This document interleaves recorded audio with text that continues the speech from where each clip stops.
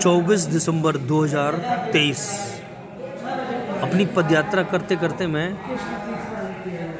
आज 24 दिसंबर को यानी कि कल आ चुका था त्र्यंबकेश्वर।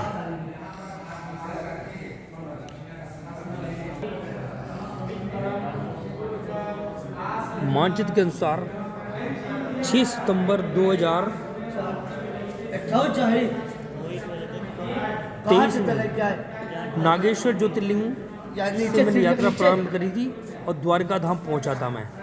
7 सितंबर को द्वारका धाम में जन्माष्टमी का देखा। वहाँ चलते हुए इस रास्ते गुजरात में सोमनाथ आए। सोमनाथ से नडियाड, गोधरा, दाहोद के रास्ते होते रतलाम होते हुए महाकालेश्वर उज्जैन पहुँचे। उज्जैन में दीपावली का संयोग देखा, संगम। इंदौर होते ओंकारेश्वर पहुंचा। ओंकारेश्वर से दक्षिण दिशा में चलते हुए घृष्णेश्वर ज्योतिर्लिंग आ गए महाराष्ट्र में। घृष्णेश्वर से कल शाम तक आ चुका था त्र्यंबकेश्वर। इस प्रकार से 6 ज्योतिर्लिंग, छठा ज्योतिर्लिंग के दर्शन हो रहे हैं। अब यहाँ से पूना के रास्ते से हम जाएंगे रामेश्वरम। रामेश्वरम से उत्तर दिशा चलेंगे तो पहुंचेंगे मल्लिकार्जुन और इसी रास्ते से आगे विशाखापट्टनम के रास्ते से होते हुए ओडिशा में जगन्नाथपुरी धाम पहुंचेंगे हम। जगन्नाथपुरी से उत्तर दिशा में चलते हुए बैजनाथ।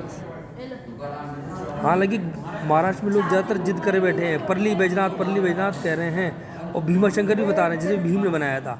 ऐसा संभव ही नहीं हुआ। शिव पुराण के अनुसार परली बैजनाथ नहीं है, बैजनाथ जो है झारखंड में है और भीमाशंकर सिलीगुड़ी के रास्ते से होते हुए गुवाहाटी में है, जहाँ पर राक्षस भीम हुआ था, कुंभकर्ण का अवैध संतान, और उसकी वजह से वहाँ पे भीमाशंकर ज्योतिर्लिंग की स्थापना हुई।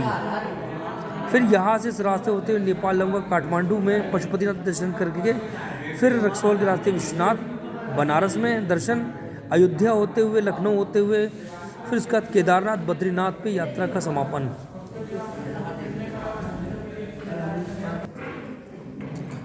नक्शा मंच बैटलेस मैप के हिसाब से गुजरात राज्य में 2 ज्योतिर्लिंग हैं। द्वारका धाम से ही रास्ता जाता है जहाँ पर नागेश्वर ज्योतिर्लिंग है। नागेश्वर ज्योतिर्लिंग से द्वारका धाम आए। द्वारका धाम से पोरबंदर के रास्ते पहुँचा मैं सोमनाथ। सोमनाथ से चलते हुए अमरेली, बोटाड, नडियाड, गोधरा, दाहोद, कुल गुजरात में 897 किलोमीटर मैंने ये पदगमन करा। 2 ज्योतिर्लिंग, 1 धाम के दर्शन हुए इसमें। दाहोद से जब सीमा पार करके मध्य प्रदेश में पहुँचे तो झाबुआ जिले से होता हुआ रतलाम के रास्ते पहुँचा उज्जैन।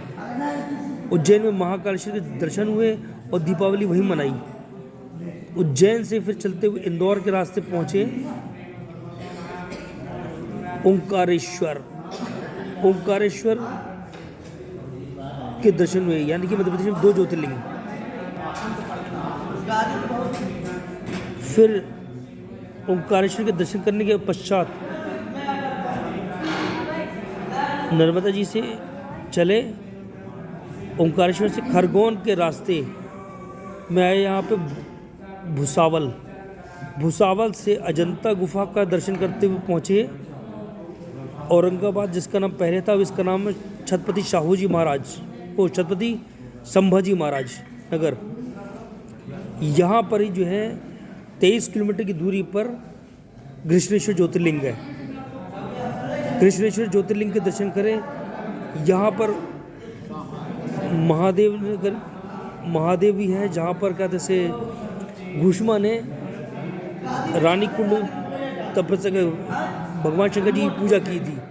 उसके बाद फिर यहाँ से होते हुए नासिक आए। नासिक से 23 किलोमीटर दूर त्र्यंबकेश्वर है और यहाँ से नासिक से पूना के रास्ते में जाना है तो त्र्यंबकेश्वर से वापस नासिक होते हुए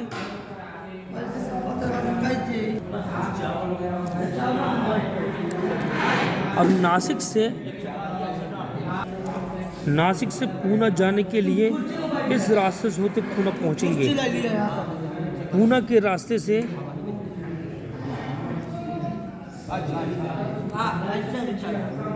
ये कोल्हापुर आएगा। कोल्हापुर पे महाराष्ट्र बॉर्डर समाप्त होगा। फिर यहाँ से प्रवेश करेंगे कर्नाटक में। बेलगांव से होते हुए पहुंचूंगा हुबली।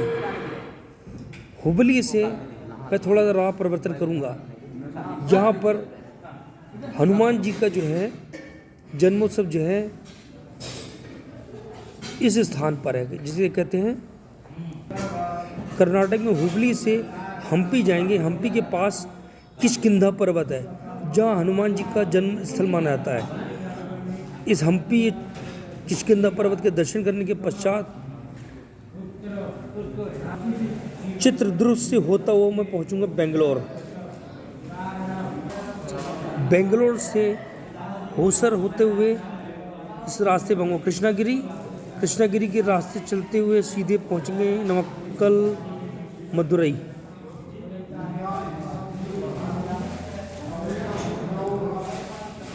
करूर नहीं, कृष्णागिरी से यहाँ उतरेंगे। यहाँ पाएंगे सेलम से फिर इरोड, करूर, दिंडीगुल, मदुरई से रामेश्वरम में दर्शन करने के पश्चात रास्ता जाके सीधा तिरुपति बालाजी से होते हुए श्री शैलम। सौभाग्य से त्र्यंबकेश्वर के पास एक श्री स्वामी कामेश्वरानंद गिरी जी महाराज का आश्रम है, जहाँ पर उनका सौभाग्य प्राप्त हुआ। बड़ा विशाल बना हुआ है, अच्छी सुविधाएं हैं, लोगों के रुकने के बहुत अच्छा बंदोबस्त है और यहाँ पर बहुत से कार्यक्रम होते भी हैं, पूजन कार्य भी होते रहते हैं।